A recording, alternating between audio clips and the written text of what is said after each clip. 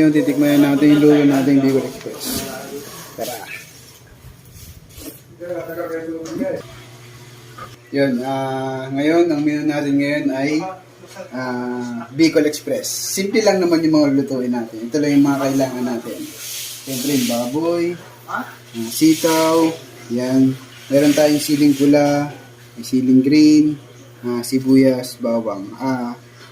Actually, lahat na, isama natin yan. So, siyempre, ano lang natin kung kakayanin nila yung anghang. Pagka hindi, uubusin natin ito.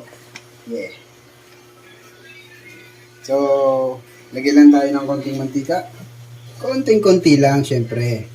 Lagyan natin yung bawang muna. Unahin natin yung bawang. Kung medyo brown na yung bawang natin, saka natin susunod yung sibuyas. Sunod natin ang ating sibuyas. Yun. Ngayon naman, susunod natin ang ating baboy, syempre. Okay, lalahatin natin yan. Sasangkotsayin natin yan. Hanggang maluto siya sa sarili ng mantika.